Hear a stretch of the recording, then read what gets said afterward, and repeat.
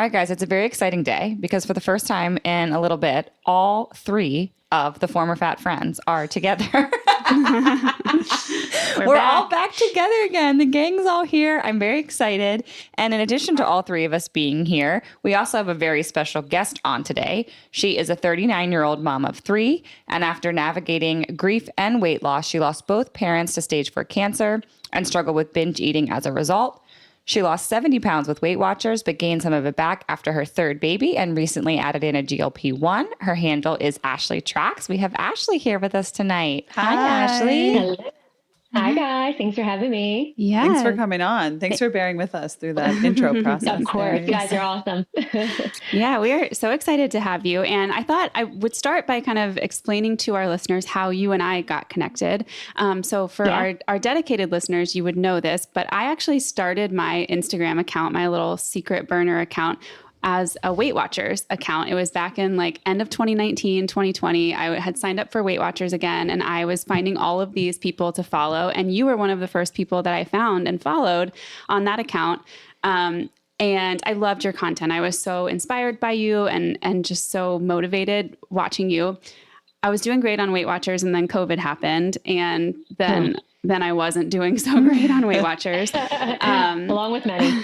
Yeah. And then many years went by, and in that process ended up having bariatric surgery, kind of reactivated that account for my bariatric surgery. And about a year ago, Erica, who is the manager of our management team, reached out to me about representing me. And she said, hey, if you want to talk to anybody on my roster, take a look, let me know, and I'll put you in touch with them. And I was looking through and I was like, oh my gosh, it's Ashley. I know her.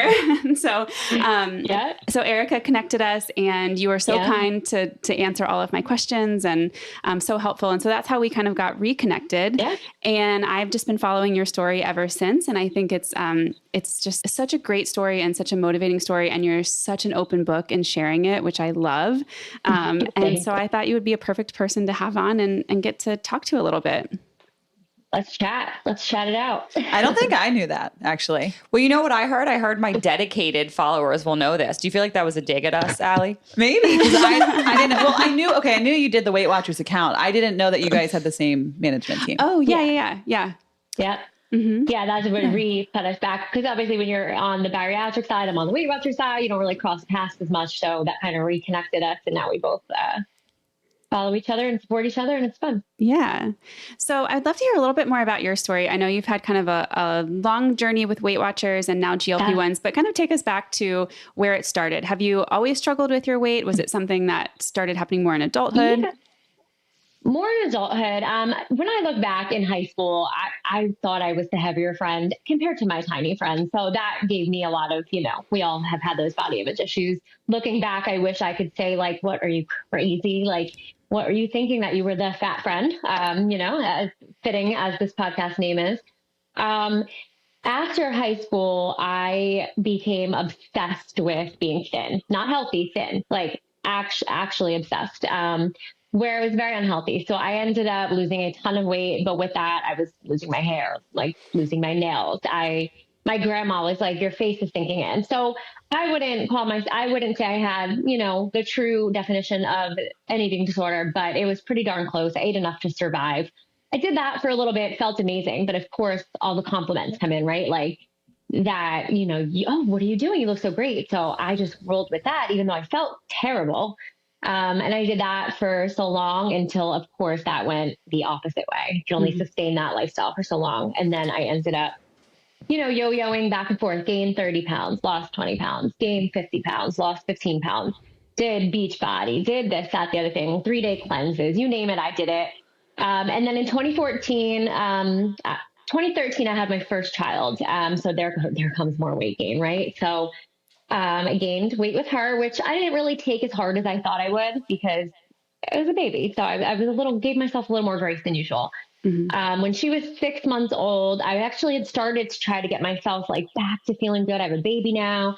My father, who was 62 at the time, got diagnosed with stage 4 cancer. And at the time I kind of lived in a bubble. I didn't really have a lot of bad things happen to me, normal life things. I've experienced my fair share of, trauma, but nothing to that capacity. So now here I am, a new mom, navigating postpartum and my whole world adjusting and my body just changed and all that. And now my father, who's my whole world, is diagnosed with stage 4 cancer. He ended up not having a good journey with cancer and passed away 5 months later. And at that point, that obviously just turned my whole life upside down. But all I knew how to do was cope with food. So I started binge eating. I didn't care about myself. I only cared about my daughter, my mom, my sister, like other people that I just convinced myself like taking care of myself didn't matter. So I battled that for a few years. And then in 2018, I was just done. I had just had my second baby and I was like, I can't do this anymore. What can I do that will guide me to lose weight in a sustainable way while, changing habits, but not doing this hamster wheel anymore? And that's when I said, you know what, I'm going to go with Weight Watchers. I know it's a controversial company, but for me, I knew that I needed guidance, but I didn't want food rules per se. Like, I didn't want to do low carb. I didn't want to do keto. And nothing wrong with those. I just didn't want to cut anything out. So I was like, you know what, Weight Watchers at the time, especially the plan at that time was awesome. It just said like, you can have wine, just fit it into your day. You can have potato every night, just pair it with this 0-point chicken, so I won't bore people that don't follow Weight Watchers, but it really was what I needed at the time. So I didn't feel the restriction and I completely changed my life.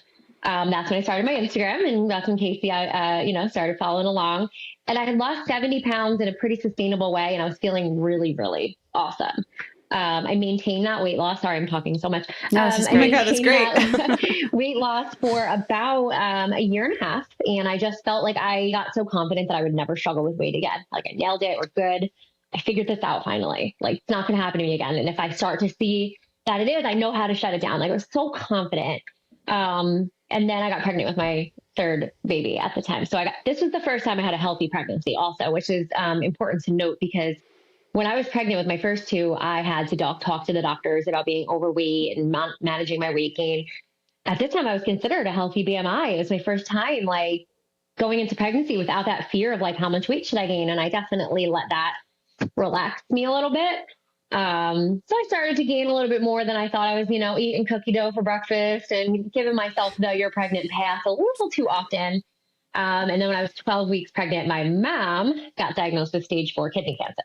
Oh, so that just sent me, again, now here I am trying to navigate 2 children, a pregnancy, my second parent with stage 4 cancer, dealing with her chemo. And she had a little bit better of a ride for a little while than my dad did. But just getting that PTSD and everything coming back. And we had just went through COVID and lost and all that, So luckily she did make it to me having my son, and she passed away when he was 3 months old. So now, by the time I'm 36 with 3 little kids, I have no parents. I just watched both of them pass away. And again, I just spiraled with not caring about myself. I gained a ton of weight back. And most recently, I added in after hitting about a year of binge eating to the point of really just affecting my daily life and just seeing a lot of, the GLP1 talk and not really understanding it. I looked into it a little bit more and I started it in May because I realized even though I did it before, my life is different now. I have another child. I'm almost 40. I lost a second parent. I ended up on anxiety medication because obvious reasons. That is known for weight gain and making it really hard to lose weight. And I had to accept that it wasn't maybe my fault this time and that I needed to seek additional help. So that brings in the GLP-1. And here we are today. I officially am back at my goal weight and feeling really good, but also a little bit more treading the waters lightly with being too confident that, realizing that life is a roller coaster and I got to roll with the punches. So that's me in a nutshell. I'm amazed right now. Sorry, that was a lot. No, it's amazing. I am hearing so many things that I want to unpack. Yeah. But I want to start with the fact that you're incredible. The first story of you talking about losing your father is I am thinking about, so I told you I have 2 kids. I'm thinking about the depth of just I don't want anxiety, depression, even if it's not diagnosed, is that just so much going on at that time in your life and thinking about having to navigate anything else that isn't just about you or your child feels so overwhelming. I can't believe that you're adjusted. You're sitting here doing big things. It's amazing. I lay my head down at night sometimes and I'm like, is this real life? What just happened? But listen, we all go through our things and I've adapted, and it's something that, I talk a lot about my grief and my anxiety because it's a huge part, even though I have a weight loss, weight journey platform, it all goes hand in hand. Motherhood, grief, whatever, wherever you're at in your life, it all ties into taking care of yourself. And 100%. that's kind of why I'm such an open book about it. Cause I figured if I can help one person, then it's worth sharing. I'll take the heat from the others. Absolutely. Yeah. Well, and I think the huge thing is that like amidst all of those things that you endured, you found a way to pull yourself through. Like you said, you adapted, you adjusted, like you found a way to still prioritize yourself when you were ready and to ask for help. Because I think I am not a mom. I imagine, as a mom, or maybe you feel this, that like, you got to take care of you. You got to take care of you so you can take care of the other people that count on you and depend on you. And like, it's so you cliche, did that. right? But they always say you can't, if you're on a plane, you have to put your mask on first. You'll hear all these analogies and you never really let them settle in. But then, I was like, how am I supposed to raise 3 humans when I'm at the absolute rock bottom of my health? Like, where's the logic there, So it was a lot. It wasn't easy, but it's a battle for sure. Can you talk a little bit more about how you saw it, like, or how you had the, I don't know, wherewithal to find something that felt sustainable to you? Because I feel like in my experience, I would have just jumped on like the easiest, fastest thing, or maybe not easiest, but like craziest, fastest. Which I done. Yeah. I mean, I can go back. I love that I've documented so much on social media, even before having, a public Instagram. I can go back even on my Facebook, posting like 3-day cleanse. Here we go. I lost 8 pounds, like all these problems. And then I look back and I'm like, none of that was what you needed. I think I just woke. It's very cliche, but I literally woke up. My son was 6 months old.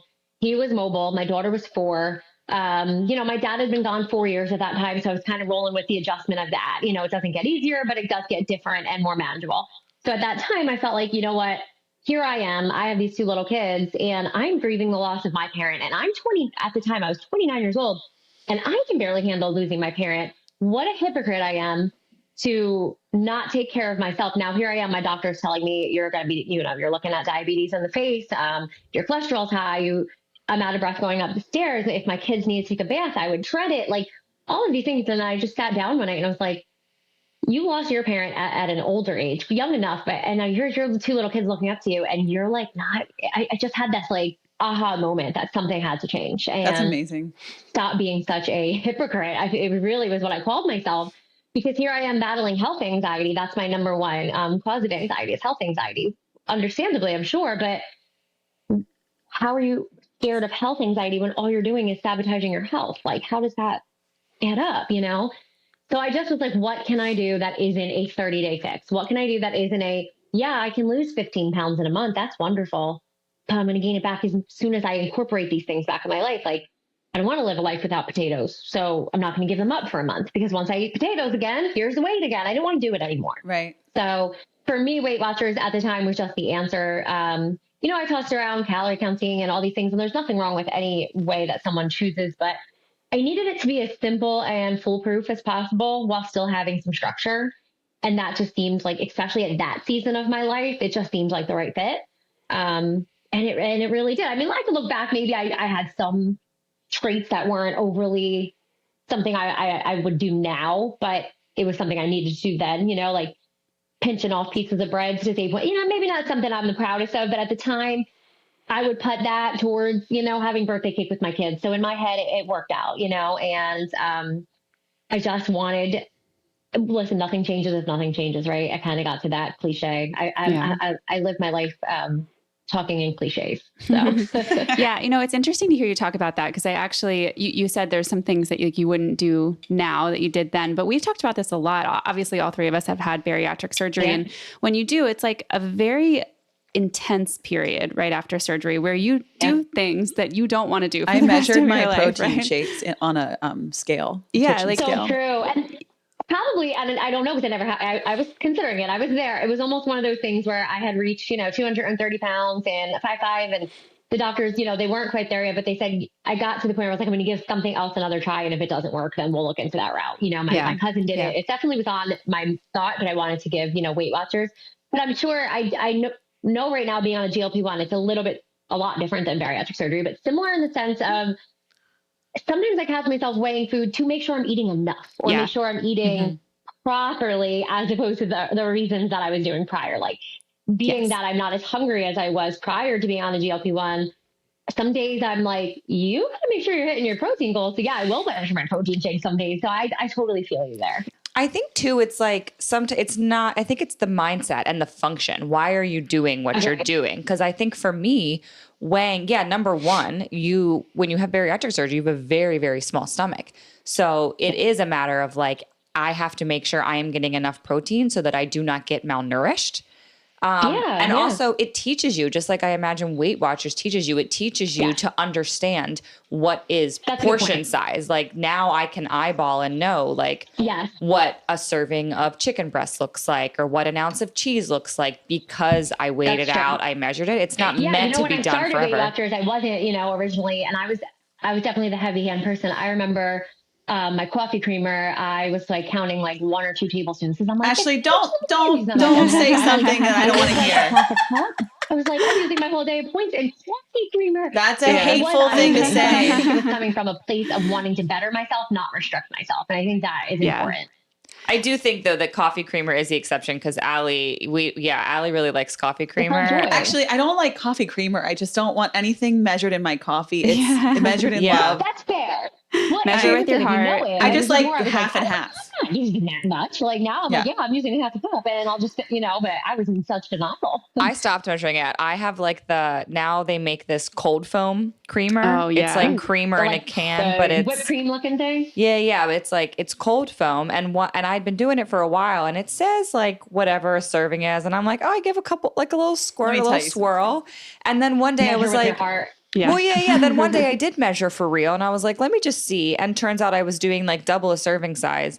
And I was like, we're just not going to measure that anymore because that's the amount that feels appropriate for the coffee. Yeah, you got to find, coffee in the morning is happiness. So you got to find exactly. balance, It is balance. Yeah. And I just cut Kasey off. I'm sorry. Can I say this one thing and then I'll shut up?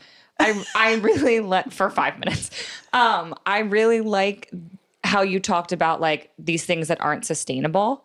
Like I'm not going to cut potatoes out for a month because this is actually something that my dietitian said to me after bariatric surgery, where she was like, I think it was my dietitian. She was like, listen, I don't care if you want to do keto, but whatever you're going to do, you have to be able to do it every day for the rest of your life. If you're going to want cake on your birthday, then no, you can't do keto because the second, a quote that I lived and die by on my Instagram for the last few years. And when I started, it was, I'm not willing to do anything to lose the weight that I'm not willing to do to sustain the weight loss. So that was just what I lived and died by. So I'm not willing to not have a glass of wine with my sister. I'm not willing to cut out wine, there is balance, not, but that was exactly the phrase I said to myself. And that is how I ended up picking Weight Watchers because I felt like I could still have cake, potatoes, and wine, which clearly are very important. Yeah, I think it's interesting. I mean, I think all 3 of us sitting in this room are failed Weight Watchers former attendees, but hearing you talk about it is so different than how I approached Weight Watchers. I think the approach you took of making it sustainable and making it something that you could do for the rest of your life is probably why you were so successful with it and why I wasn't. Because I was the person who was like, I am not going to eat anything that's above, 5 points and I'm not going to use my weeklies and I'm going to be super strict. And then it just doesn't. It was still restrictive. Yeah. It was a diet. It wasn't a lifestyle change. I kind of left this out in my long intro. It's funny you said that. So in 2018 is when I started my successful Weight Watchers journey. 2016, I joined Weight Watchers and I lost 20 pounds in 6 weeks. I have on Connect, which is like a little Instagram on Weight Watchers, I have like physical proof of me having a panic attack about using, ironically, 3 points on coffee creamer as a treat.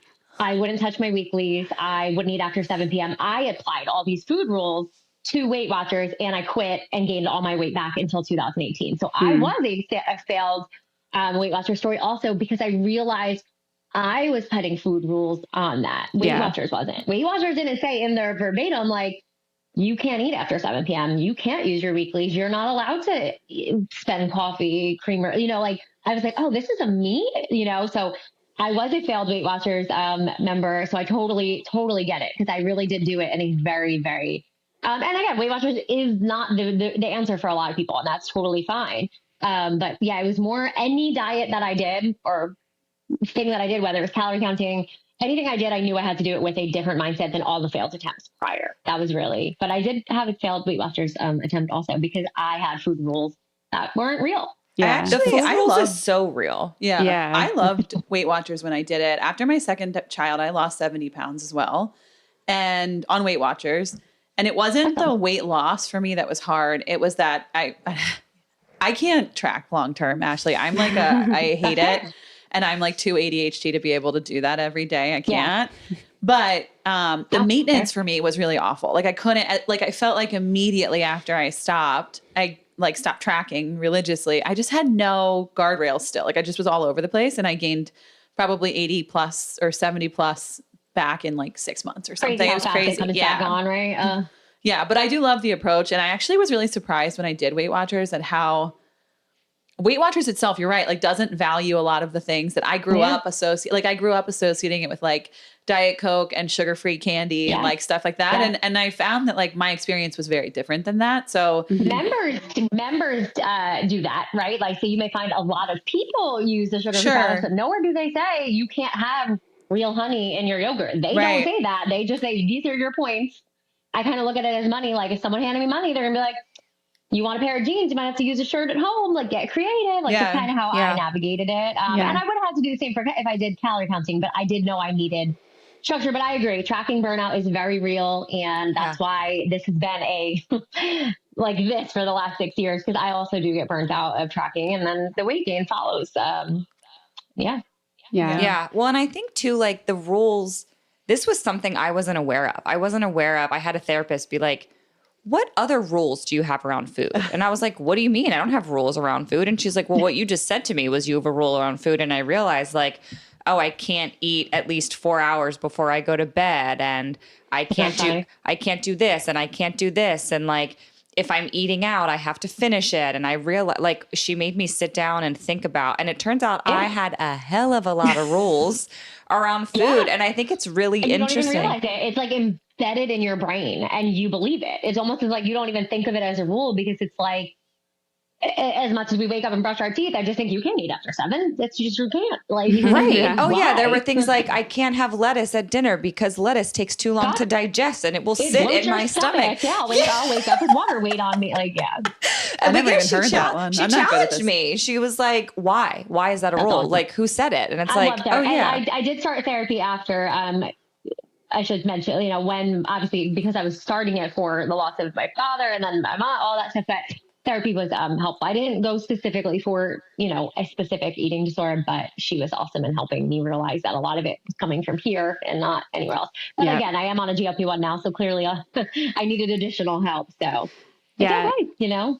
So I'm curious, when you hit lifetime status at Weight Watchers, right?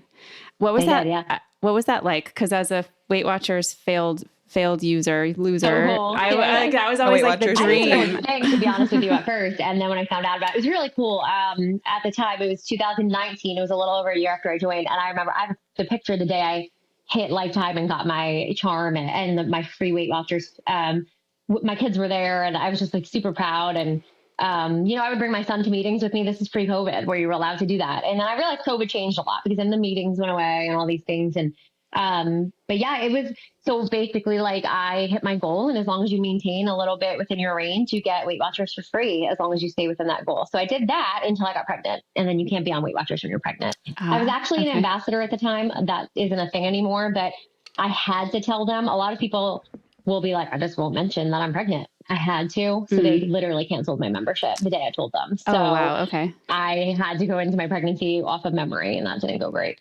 Sorry, I don't know if I'm going to be canceled for this. What is lifetime status? It's when you reach your goal at Weight Watchers. Yeah, you set a goal. That's your healthy range. They'll give you your healthy range for your age, your you know, your height and all that. And so for me, my range was like 150 at the time. So once I hit like 148, 150, I get Weight Watchers for free. I don't have to pay for the membership anymore, as long as I say that. And then if you go over your goal, you have to pay until you're back at your goal. But I maintained lifetime until I got pregnant. Damn, I don't know how I feel about that. Yeah. I liked it. I also liked the charm. I never hit it. Yeah, I never even got close. 70 so. pounds was not enough for me to hit it. But I did like the little charms that I got. Yeah, I got my like 5-pound charm, Yeah. 10-pound charm. Yeah, it was. I don't remember getting charms. Did you do like the I did Weight Watchers that, like, twice. on the black market? So It was like they don't offer it was for Weight digital Watchers. members. I don't know if you were in digital only. You have to be No, in I remember I did it in Nashville when I was in college. Oh, wait, don't I was know. digital only. I wasn't going anywhere. Yeah, so I don't know. that's probably why. Yeah, so for But I got lifetime, you'll still get your charms in the mail, but they don't give lifetime to digital only. Oh. Wait, but can you imagine like if like in bariatric surgery you hit your goal and then you regained some weight, which is very common, and they were like, "Oh, we're giving you your old stomach back." Subject. It is a controversial subject. They give you like a couple pound range, but a lot of people have argued to make that range a little higher. But some people me, fluctuate like 10 pounds on a I period. lost a little bit more of a cushion. Like I lost more. Like my goal was 150, but I maintained like 143, 144. It's so even like if I get back from vacation, I never went over the 152. That was my high end. But yes, it is kind of embarrassing if you go step on a scale and you're 153 and they're like, give me your money. So Wait, so talk to me about this. I've never been to a Weight Watchers meeting. I don't know if that's crazy to say, but I haven't. Well, Can you tell me, in the past, so I wouldn't are even worry you about weighing yourself in front of a group? Is it like a circus scale where everyone can see? Mine was in person, but you just only they don't tell you your weight. You don't even have to know your weight. You can turn around and not even find out. Okay. But you are getting on a PTSD. scale in front of It's someone like who looks at with it. clothes You on? are getting on the scale in front of people, but yes, you cannot. Can you be see your naked? weight. It's like, no, you can't be naked. You can't strip down. Well, they would be getting their money's and you worth have with to me wear because socks and you have to wear. I'd be only I wearing always socks. like deduct 2 pounds. I was strategic. I would go in like the cheap Old Navy flip flops and my thinnest pair of Yep. leggings and a tank Always. top, I even have if it my was weigh-in winter. uniform. That's like those are the things I'm kind of like, oh my god, that's a little crazy. I would literally have the same. I wouldn't even change my tank top because I wouldn't risk it being higher. Like when I look back, I'm like, that's a little crazy. I do remember my aunt and my mom having like their weigh-in outfits actually for that, but they would not be asking me back. I don't think I own anything besides this outfit. Everyone's You're like, this poor girl, she's spending all her money on Weight Watchers. Can we get some money for her? She went over her lifetime. Now she can't afford clothes. She has to No, pay they for Weight do. Watchers. They were like, "Oh, we get it. We get A it." long time, and now that I am doing, Weight Watchers is revamping a lot, and now obviously I do the GLP1. So I don't really go to the meetings. They changed a lot of them in general, and they're just really not my vibe anymore for in person. I like the online ones a little bit more. Again, not to get myself canceled, but the clientele's a little on the older side and not very understanding of things like a weight loss medication. So I just kind of took a step back and lean more on social media and support in that way. Yeah. It's amazing to me whenever we talk to people about GLP1s, it's amazing to me how many people who struggle with their weight, like they're in a Weight Watchers meeting, how judgy and awful people can be about the tools that are there. I have never experienced the amount of judgment that I have. And I know you guys have probably experienced it too with the bariatric route. And Ashley, you said you're from Jersey, right? It's actually more surprising. I'm not a very surprised person by nature, but it has me almost shocked how bad it is out there. Yes. It is wild. So that's one of my questions on my list, and I want to talk more about this, but I want to get kind of into how you ended up going this route of doing the GLP-1 after having done Weight Watchers successfully for so long. Yeah. What was kind of that turning point for you? It's a really good question, and I get that a lot. People don't understand, like, if you were successful before, why would you seek a weight loss medication? And again, I feel like all of us have said we've all lost weight at one point, right? Even though we're successful, it doesn't mean, that you can repeat history. So, and that was hard for me. I've battled to not succumb per se to taking a medication. I really was convinced you did it once, you can do it again. They were coming out. It was a hot topic. I just kind of, you guys do you. It wasn't even an interest to me. So I really didn't even pay attention to it for a long time. And then I kind of just got thrown in my face just from social media, being on, like, following a friend that's on one and following this. And then Weight Watchers started talking about it. And by default, I just started learning a little bit more about it. And then I think I had to realize this time was different because my life is different. I'm no longer a 32-year-old mom of 2 kids that has a living parent. I'm now going to be 40. At that time, I was not on an anxiety medication, and I don't want the anxiety medication to be a scapegoat because it was the best thing I've ever done in my life, is going on that. So for someone who is not, I was never anti-medication, but I never wanted to be on something that I needed to take daily. That was just always something I kind of prided myself on. I didn't even want to be on birth control. I just didn't want to be on anything I had. Like when I went to the doctor, I wanted to check off no medication. I just loved that. Now here I am, like, let's bro. But my circumstances, my world changed me. So I had to be more open-minded. Like once I realized, it took me a while to succumb, I hate saying succumb, that's the wrong word, but accept that I needed an anxiety medication and that it was okay. And that didn't make me a failure. And it wasn't me, giving up on myself and whatever. But with that came excessive binge eating. Like, I can't say it was directly the Lexapro, but the timing is impeccable. I will say that. Because even after my mom died and I had my son, I was almost back at my goal with Weight Watchers. And it wasn't until I started the anxiety medication because of my health anxiety that I started to gain weight again. And it took about a year, but I gained a ton back. And it wasn't just the gain. It was how sick I was consuming maybe 200 grams of sugar a day, multiple times a week. The binging was out of control and none of my go-tos were working, like I knew how to track. I know what to do. I know it. Why can't I do it? And I was driving myself insane. Until I realized that my circumstances were different and I accepted help with Lexapro and it changed my life. So now there's this newer medication and I learned a lot more about what it does scientifically, which helped. But realizing that I don't know, everybody asks me to be on it for the rest of your life. I don't know. I don't know what I'm gonna do the rest of my life, but I know in this moment, in this season of my life, I needed a break. I needed help and I could not continue with what I was doing. And it's been over 4 months and I'm binge free and things are working again. And I give all the credit to modern medicine, but I don't know how I got to the point of accepting it. I think just again, rock bottom. Like we all had that moment, right? Where I'm sure you guys went through it with bariatric. Like how many times you tried to put it off until you realized why am I like not accepting something that can change my life for the better? Like who am I proving a point to? I don't get a trophy at the end of this. Like at the end of the day, it's about getting myself physically and mentally better. And that happens to be with medication for me. It's always so interesting to me too when people attribute the success. Like if you had success on Weight Watchers. Like to me, success is what you're doing now, like the maintenance. We can all lose weight. That's not the success. Yeah, really. We've all proven that before. Yeah. I think everybody in their life that struggled with weight has lost weight before. Yeah, but exactly. Maintaining is the issue. So the fact that you're in a different season and all of those things make sense, but also maybe we always needed this help. Like for me, like there's. Oh, I agree. I wish now I look back and I wish that this was available. It could have saved me years of torture. Right. And honestly, I look back and I'm like, it could have saved my mom, could have saved my aunt. They both, looking back, I had struggles in my family. My mom was a type 2 diabetic. I won't blame that for her kidney cancer, but it is kidney issues when it comes to diabetes. And I watched her go through a ton of health issues and I'd watch her take an insulin shot and eat a donut. Like I didn't have the best, role model. And she was amazing when it came to food. And I look back and I wish I could wake her up and be like, come take a GLP1 and it'll save your life. But listen, I'm hoping that I can, use that to have my kids be like, I'm glad my mom did something. I wish my mom could have, and she didn't get the chance, but I have a chance. So I'm going to take that chance. And here we are.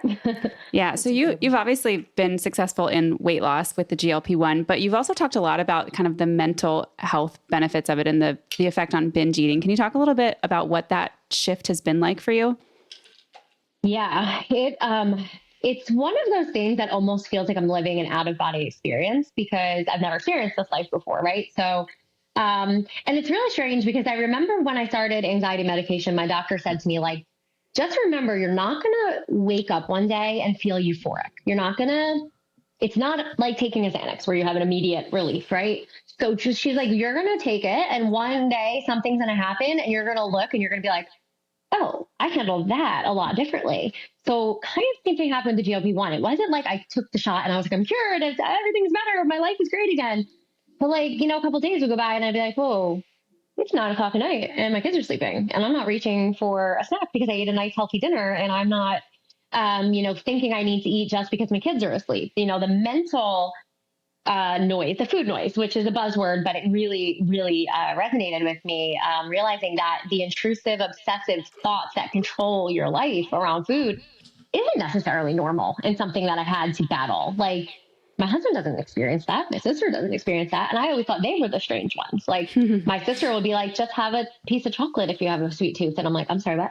Like, just one piece? Of chocolate? Like, we don't do that around one? here. And now I'm like, oh, I can do that. Yeah. So it's almost just made me, obviously being my stomach is, being I'm fuller and stuff like that. But the one that I'm on does actually do things with your brain receptors also.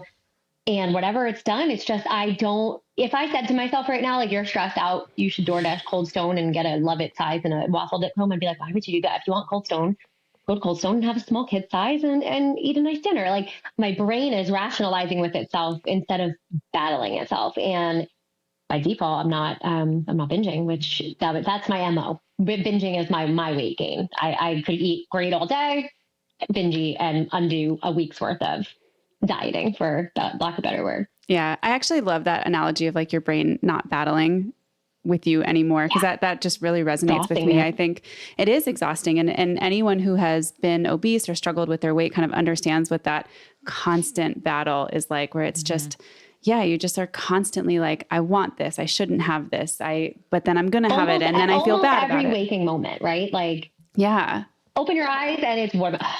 I'm gonna have breakfast. Or like, my therapist actually had pointed out to me when I was talking to her about, food addiction and food noise and stuff like that. And she said, the way you have an issue compared to someone who may not is, and this was a good example that opened my eyes. Like, if I got an invitation in the mail to like a graduation party, my sister would get the same invitation, right? She'd get she would open it up and be like, oh, how nice. I can't wait to see everybody. Put it on her fridge and go about her day.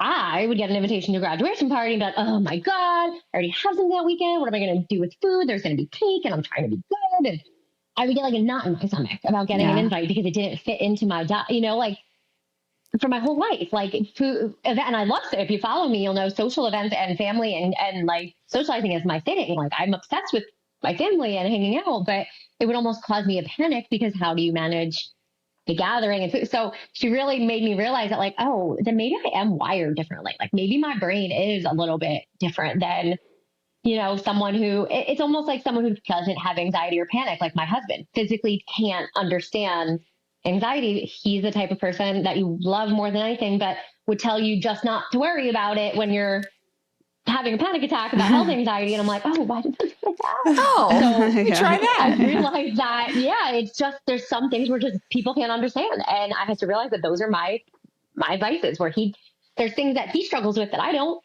And I struggle with things that he doesn't. And that's just what makes the world go around, right? Like, I don't even want you to call it a vice. Having your brain wired differently, it's not a vice. It is just a part of who you are, and that is okay. Right. Yeah, like accepting that, like, my brain was working against me and it didn't have to, and there was help out there. And there's so much shame out there. But then once I got to the point of confidence, I was like, why would I feel shame in doing something that it's the easy way out? I'm like, well, first of all, okay. But second of all, like, who cares? If you were like, I don't know, like drowning and someone throw you something, you would be like, let me try to get the hard way out. You'd take the float. You wouldn't swim back to shore on your own. You'd be like, oh, let me take the life jacket, even though you could probably get, like, we live in a world where things can be easier. Why are we like mad at people for taking an easier, not that it is, but like, you know what I mean? Yeah. But you know what that just made me think of though? I love that analogy of the life raft. Wow, words. But it made me think of, so Allie was a Division I swimmer, and we were all overweight on this call, but it made me realize, like, what's easy for one. Yeah, it probably would have been easier for Allie to swim to shore on her own without a life raft. You would, right? Yeah. I would have drowned. Like, we all have different. And I was swimming. I was still 300 pounds, But I just mean, like, there are so many things of, we like, all have our strengths, we all have our weaknesses, and learning them and accepting how to fix them and embrace them. I just think that's a part of growing, right? Like, and why are we judging other people that we don't know things about? Like, just because it's easy for someone or it's easy for you doesn't mean that's everyone else's experience. And why are you assuming that their experience is the same as yours? Because we're all different. Yeah. Yeah. We all have different paths and things that have, and like Different we've all went through a lot of DNA. different things that have molded us to be where we're at. And Yeah. it's okay. Absolutely. Yeah. So, Ashley, you have over many years grown a really big community on social media, and you grew that when you were doing Weight Watchers. I want to know what it was like for you to make the decision to share that you were going on a GLP-1. And then also, what has the response been? I'm always as transparent as I can be.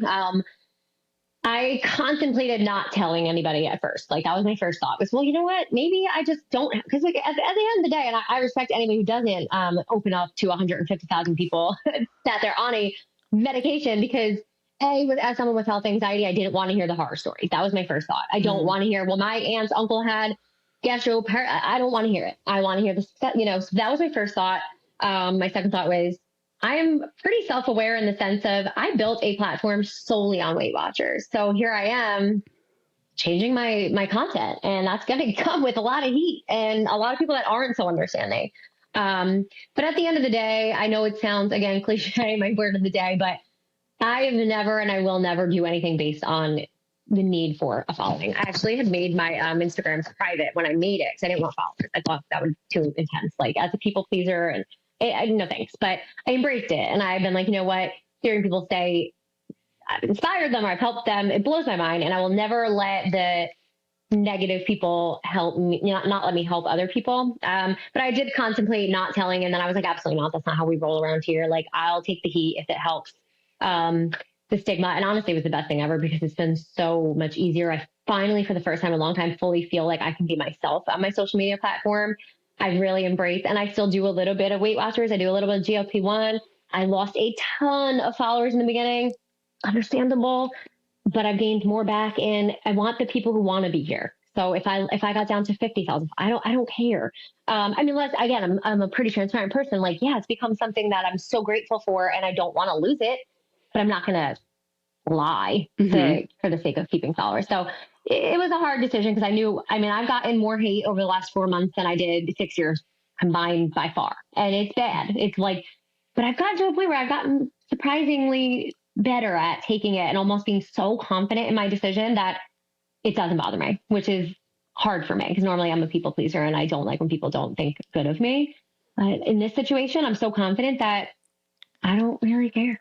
That's fantastic. I also think typically when people have that negative criticism, it has everything to do with something they are battling within themselves and absolutely nothing to do with you. I also I still will never understand. Like I've judged people that were doing good things for them when I was at my rock bottom heaviest, and I'd look at someone and I'd be like, almost, I would say judging them, like, and I would not proud of it, but I would be like, and I realized it was coming because I wasn't doing that, or like, yeah.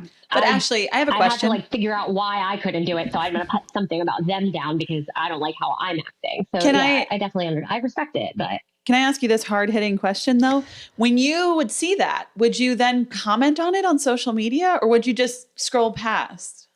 It's a good mix. You would comment? Something that I used to never really share the hate messages, and I know it's controversial. Oh, wait, too, hold on. But I kind of enjoy sharing it because I feel like it needs to be normalized.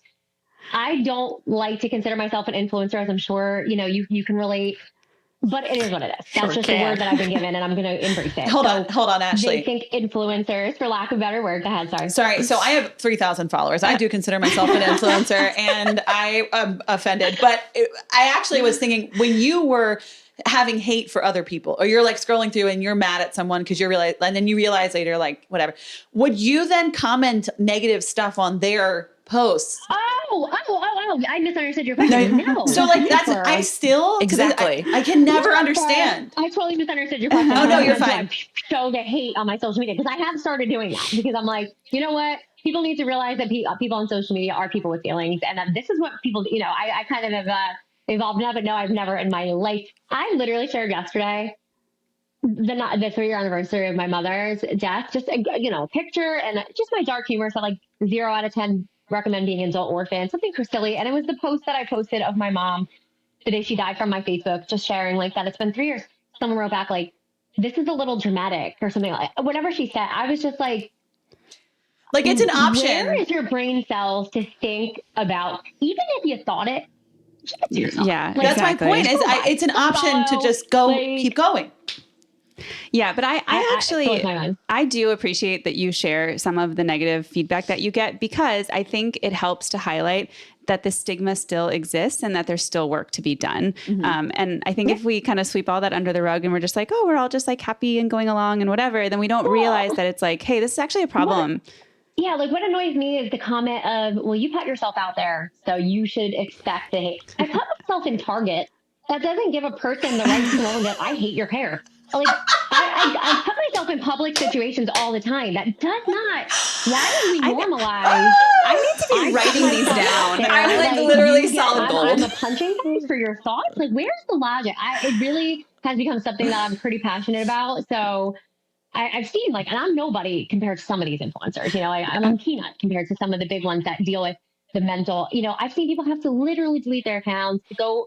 It's just sick what people think they can do just because you put yourself out there. I'm like, I put myself out there because this is the world we live in. And social media is a blessing and a curse, but I'm going to embrace the good side of it. But like, why does that give me fair range to be a punching bag for these people's negative thoughts towards me? Like, I wonder if I do share a lot of hate. I wonder if the people who are saying that stuff would say in Target, I hate your hair. Probably not. I wonder. I would say probably not. I've never experienced that, but yeah. I also, I like that you share them. Do you share who they are too? Because I would want to know if my friend was acting that way. It's really bad. I try not to, because I don't want to get like, I don't want to get like accused of doxing or like have these my followers go hate, you know. I try my hardest not to, but if it's something brutal and I can tell. There's people that I will literally see that they follow only people that they want to hate on. And I'm like, okay, you need to be known. That people need to block you. Kasey, you know? Kasey, didn't you do that one time? I try not to share all of it, but there's some that blow my mind so much that I have to share. Wait, what? Lisa reminded me of like one of my lowest moments. You talked about this on the podcast. No, I thought this was beautifully savage. I got the meanest message from this woman. So I went and found her on Facebook because I'm an excellent internet sleuther. Yeah. I found her on Facebook. I found the people who had most recently commented on, she had like changed her profile picture. Did you like screenshot it? I screenshotted it and sent them a message, and I was like, hey, I think you should know that your friend is sending people these messages on the internet. Let's go. I forgot about that. That is the ultimate revenge. So good. That is nothing to be ashamed about. That is fantastic. So something, so you know when you can like respond on Instagram with a video and the person's name comes up on the reel. I feel like you had this happen. I did it once. It's coming back to me now, and it's like, I feel like I'm about to quote everything you said, Kasey. It's all coming back to me, but like, you publicly commented it on a public platform, and then you're getting mad that I shared your name to respond to your public message. Like, yes. Pot kettle, like what's happening? I feel like that happened to you. I may be wrong. But, it did. And then you're talking to me. It happened to me. No, it's talking to Kasey. I did it too. No, I'm joking. I'm joking. I have no followers. 3,000 followers. Listen, 3,000 people is a lot of people. It's more people than I'm friends with. That's for sure. I remember when I had 1,000, I wanted to throw a party. So I did throw a party. I was pumped. I actually don't have 3,000. I don't even have that. Whatever. Round up. It's fine. No, but so I did want to say, because I, as someone who had made this account, and I followed a lot of Weight Watchers ambassadors and a lot of Weight Watchers accounts, I can remember before I had bariatric surgery, like seeing people who I really looked up to as being successful with Weight Watchers gain weight back, because that happens, and struggle and then disappear. And I think that was so disheartening, because it was like, oh, this person who I thought was like my exemplar of what I want to be like, they didn't actually succeed. And I think the approach you've taken has been so refreshing, because you've documented your whole journey. You've documented the ups and the downs, and you've said, hey, I got to a point where like I was struggling and I needed help. And so I'm asking for help. And that's the kind of information sharing that I think is crucial. I kind of accepted that I'm not a Weight Watchers robot, and it's okay that I have other content.